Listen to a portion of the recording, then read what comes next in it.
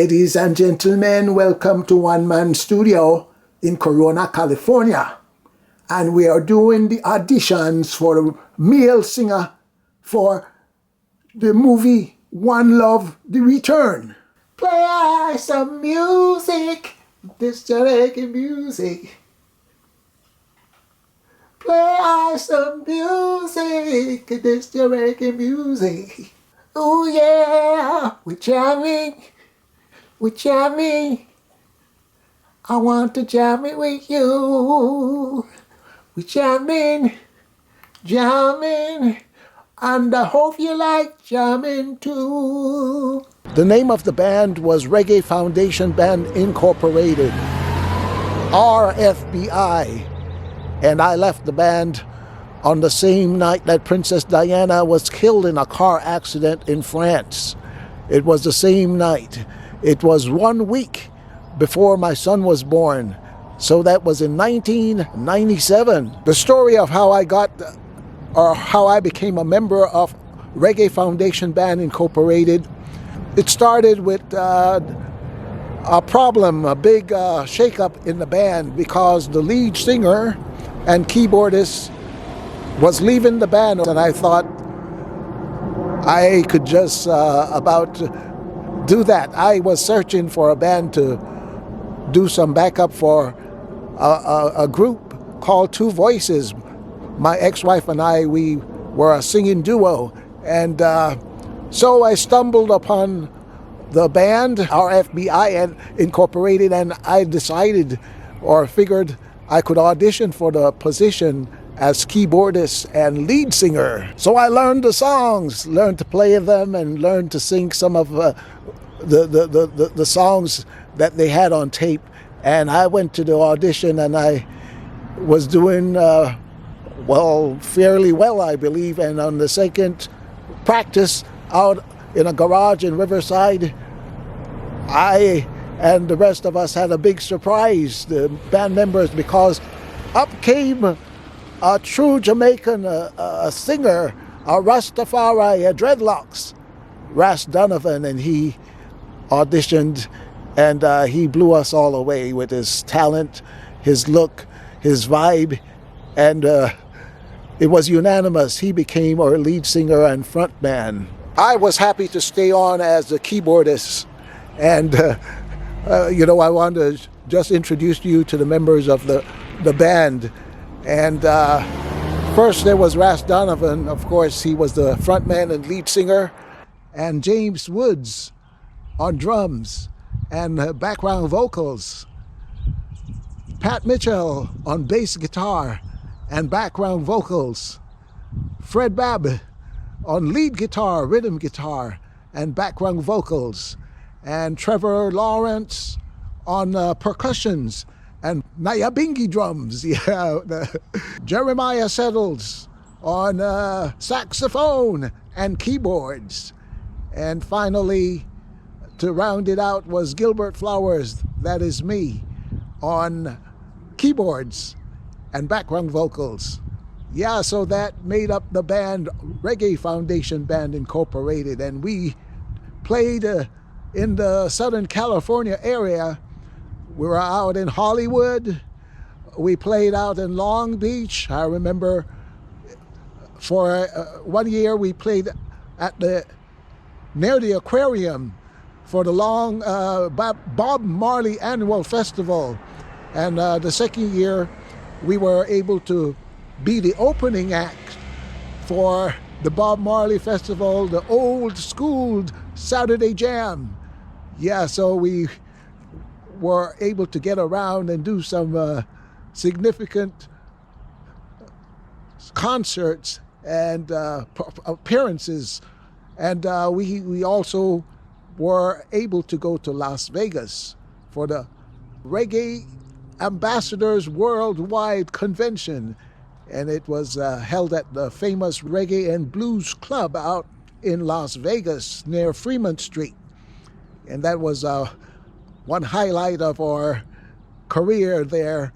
And as I said, we were also playing in nightclub 215 Club off the 215 freeway in Grand Terrace or Colton, California. We were a regular or resident band there for a couple of months. And there was a club we also played regularly in Redlands, California. So we were doing some concerts everywhere. We played at La Sierra University in Riverside, and also a festival in the city of Riverside. I'm not sure if it was called Orange Fest or something, or a fall festival, but we played at that venue. Reggae Foundation Band also played at the barn at UCR, the University of California, Riverside. We played at the Ska Showcase, and we also did an appearance on public or cable TV in Los Angeles. It was amazing. Yeah, we also did a number of appearances for Dr. Martin Luther King Jr. birthday celebration. One at the Black Museum downtown Riverside, and at Fairmont Park in Riverside, California. We were here, there, and almost everywhere. Reggae Foundation Band Incorporated got a chance to grace the airwaves with the radio stations KUOR in Redlands, KPFK in Los Angeles, and the big one, 92.3 The Beat, out in Los Angeles, California. We were featured on the big Reggae Sunday program. It was great. We were blessed and honored to be supported and promoted and endorsed by longtime heavyweight DJs on the radio in Los Angeles and in the Inland Empire, Miss YOAce and the Bush Doctor. We had the chance of opening for the great Ika Mouse, who is one of the great reggae luminaries to come out of Jamaica. Of course, we were able to perform at some private events, and there are many others, things, venues and events that I can't remember. But one thing about the album, we recorded the album in Fontana, third floor studios, and it was finally taken and remixed and mastered at Tough Gong Studios, Bob Marley's studios in Jamaica, Kingston, Jamaica. So we had the stamp of approval from the reggae hero, the reggae great himself, Bob Marley.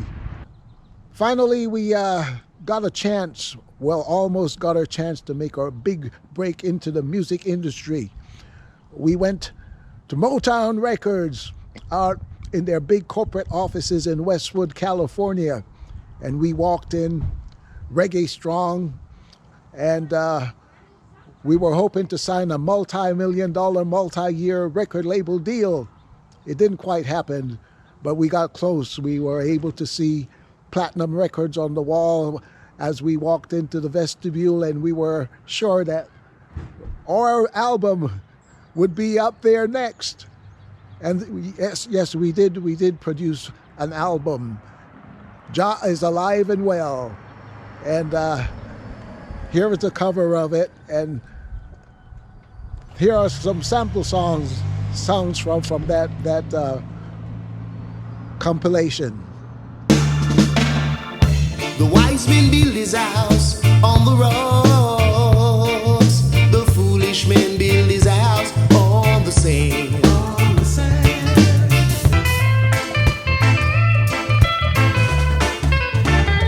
First draft, it puts me in meditation. First draft. You think that love is something you can just walk down the street and find? You must have really lost your mind.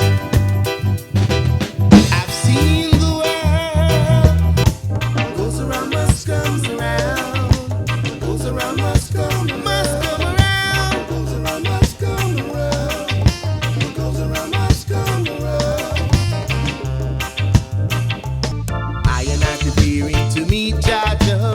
Mankind preparing for war. I and I preparing to meet Father. Mankind preparing for war. War playing.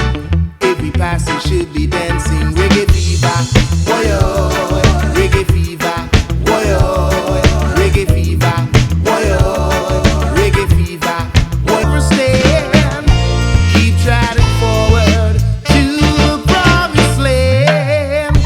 It's been too long. It's been too long, too long. Raise your hands up to the heavens. New Mount Zion descending. I can see badness, badness, badness no pay, badness no pay. Keep on singing a ragamuffin song. We're gonna pick up the worst where those prophets left and gone. Besides being a keyboardist and a vocal specialist, background vocal specialist, I was also instrumental in doing sound audio for the band and providing a lot of the equipment. And I had to leave the band though because when my son was born, I decided that I would have to dedicate myself to regular living. I'd have to leave the nightlife. Also, I would have to stay away from venues where marijuana was smoked so I didn't inhale it and get it secondhand into my system because I'm a non-smoker. I do not consume any kind of drugs. I've never done any drugs or alcohol in all my life. So I had to leave the band, and I'm not sure the status of the band right now. All I know is that I am still a reggae fan. I still love reggae, and I wish the band well, and I am going to get a chance to see the new movie, One Love, with Bob Marley and the Wailers featured.